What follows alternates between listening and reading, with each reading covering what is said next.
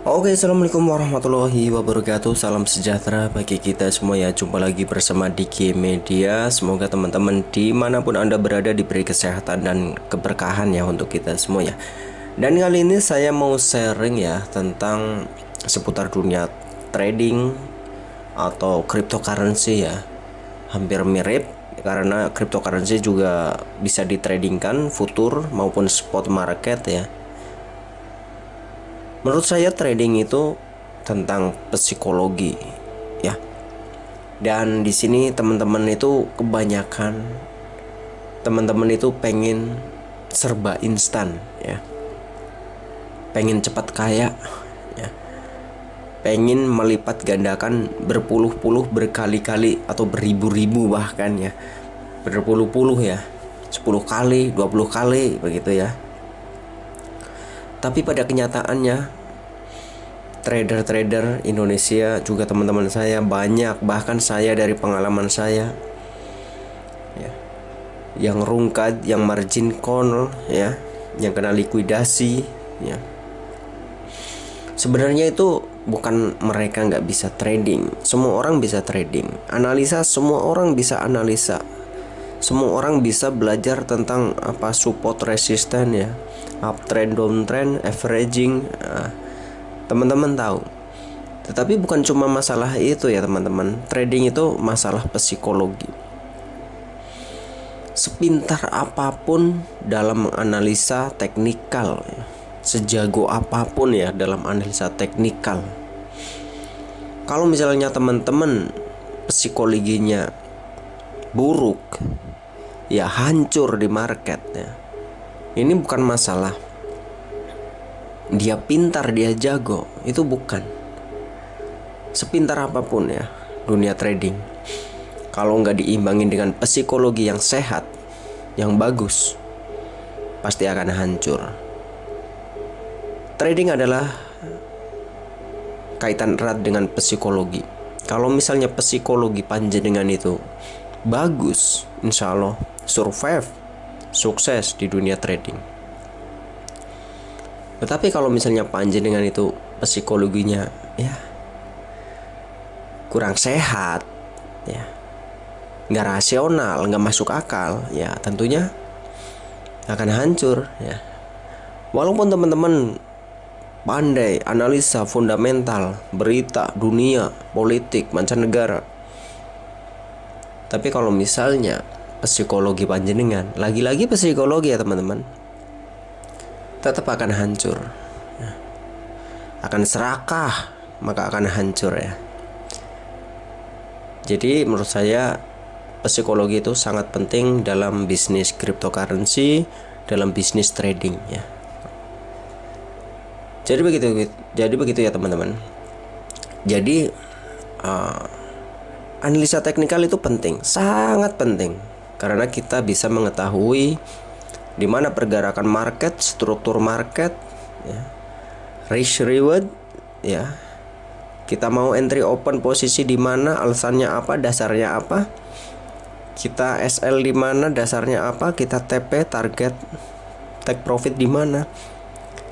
Kita harus berdasarkan analisa teknikal.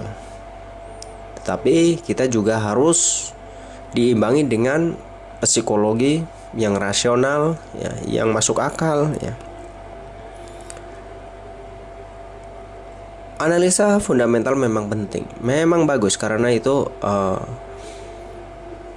ada kaitannya dengan berita-berita politik mancanegara atau kondisi perang saat ini. Itu menurut saya ya sangat penting. Tetapi ya kita itu tetap menggunakan akal waras untuk dalam mengeksekusi market ya. Jadi kesimpulannya begini teman-teman. Saya ngomong berdasarkan pengalaman ya. Kita belajar di sini bukan menggurui, bukan sok jago, bukan. Kita sharing di sini, belajar bareng-bareng untuk bisa sukses bareng-bareng. Saya nggak jualan kelas, saya murni sharing ya.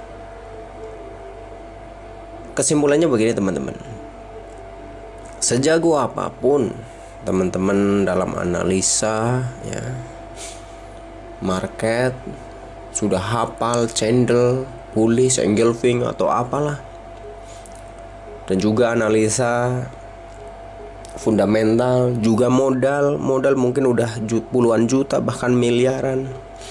Seberapa besar modal panjenengan itu ya?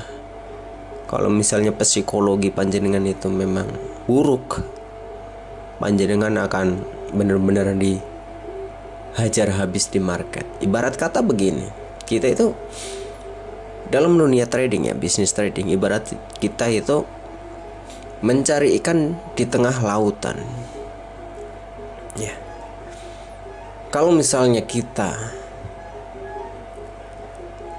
nggak diimbangin dengan ilmu psikologi, rasa syukur, ya,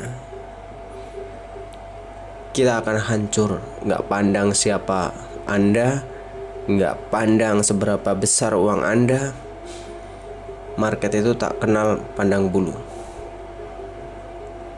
Tetap psikologi itu harus benar-benar. Kalau misalnya panjenengan itu sekiranya itu tidak mood, ya, jangan entry posisi, jangan benar-benar melawan market, ya, apalagi sampai emosi.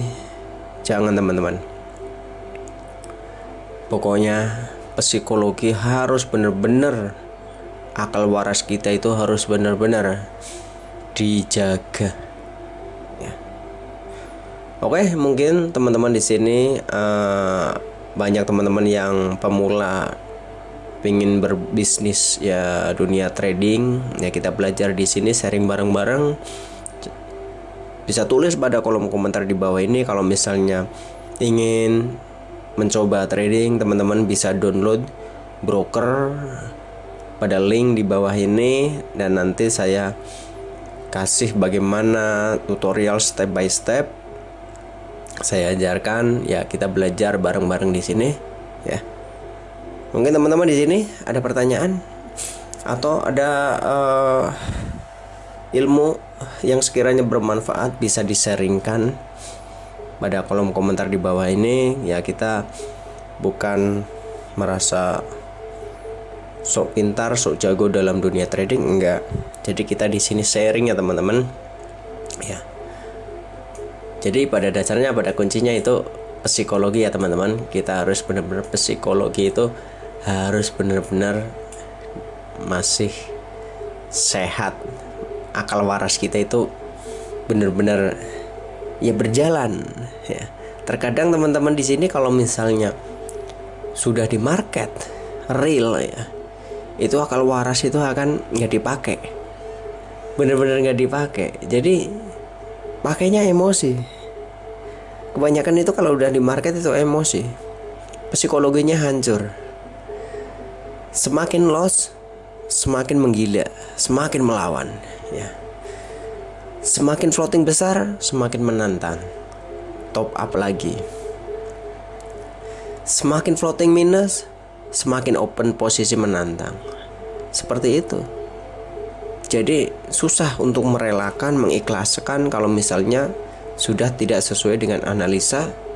Kalau misalnya sudah SL ya sudah, memang susah. Tetapi ya psikologi kita itu harus benar-benar dijaga. Oke, sampai di sini. Semoga bermanfaat. Jangan lupa like, komen, dan subscribe bila video ini bermanfaat. Nantikan video-video menarik, edukasi, informasi seputar dunia cryptocurrency dan aset digital lainnya. Saya ucapkan banyak terima kasih. Wassalamualaikum warahmatullahi wabarakatuh.